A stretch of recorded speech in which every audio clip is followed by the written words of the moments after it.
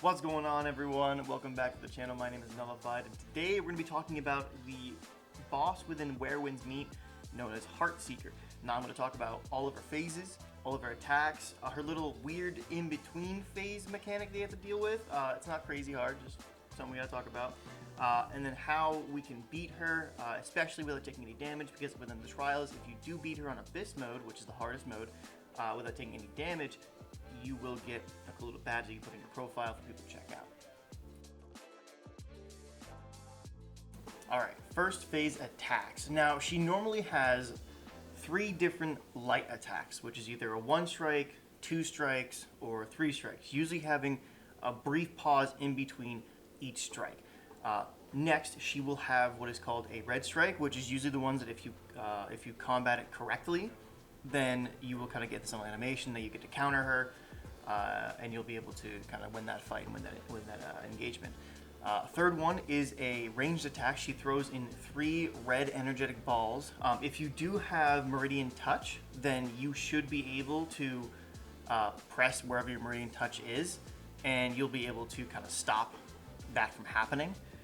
And you'll actually fall, you make her fall to the ground, she'll stagger, and then you can do some damage. Third is a attack where she will float into the air, and she'll kind of, it seems like she's gathering energy, and then she kind of pushes it out in a certain range. You do have a lot of time to kind of get out of the way and kind of like dodge your way out of it. So I would advise doing that because there is really no way to kind of stop it. You could try to parry it, but it's very hard to time, so I would rather you just kind of dodge out of the way and just avoid damage altogether. Next is a kind of an odd attack. So she has one where she will slice, and then she'll do another slice, and then she will pause, spin her scythe around a lot, and then she'll swing towards you. So if you kind of dodge back to her, she will dash towards you in kind of a curved nature and try to hit you one more time. So it's like a triple attack, but a little bit different from her regular light attacks. I believe that's everything. There's only one other one that I can think of, which is where she slams her scythe on the ground, and that kind of creates some sort of kind of wave effect. Again, similar to her gathering energy attack. It's just more kind of her just slamming her scythe on the ground, and it creates some sort of energy wave attack. Again, if you dodge away from it, you should be completely fine and safe from her attacks. Actually, I forgot one more, and this is one that she will have consistently throughout both stages. Honestly, a lot of these attacks are throughout both stages. But there's a last attack where she will disappear from you entirely, and then she'll randomly reappear in front of you and try to slash you. It is just 1 slash, and once you kind of get the timing down, it's pretty easy to deal with. So just be sure to watch out for that.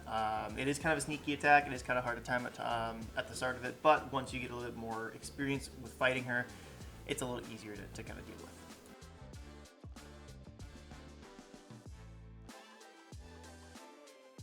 Okay, so once you've fully depleted her first health bar, she'll go into a transition state from phase 1 to phase 2.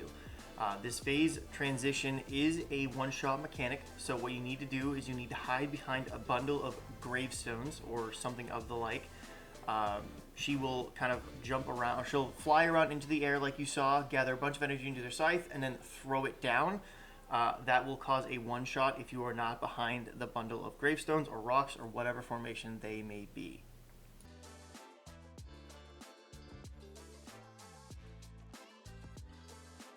Okay, second and final phase. Now, all of her attacks that she had in phase 1 are going to be in phase 2. She can still disappear, she does light attacks and everything else. The biggest things that have changed is that she has 2 new abilities. One is a modified version of her red attack. Usually she'd only have 1 swipe with her red attack that you can counter, but now it's more of a rapid strike. I believe it's 2 slight pause, 2 slight pause, 1, and then you can do your counter. Usually if you want to really not like lose any health, then you will want to stay away from her initial 2 strikes and then just block or parry her last strike. That will kind of give you that counter attack. And then second, there is a kind of a lightning attack. Now this one you just want to keep yourself on the move for. Now she'll kind of levitate in the air a little bit, and then you'll see a bunch of lightning strikes start to strike down. This will happen, I think, 2 or 3 times before the attack is fully done. It is very strong. It hurts a lot, so please be careful and just try to keep yourself moving. That's honestly the best way that I saw how to beat this thing, or how to kind of deal with that attack, is just by moving around a bunch. And in turn, I was able to evade any damage. But that is all of there is to it. After that, you just kind of keep going at it until you beat the boss. When you first beat her, you will not get the stuff that you get when I've killed her, because I'm doing it on a campaign, which is kind of stuff that's done after we've already beat the boss once.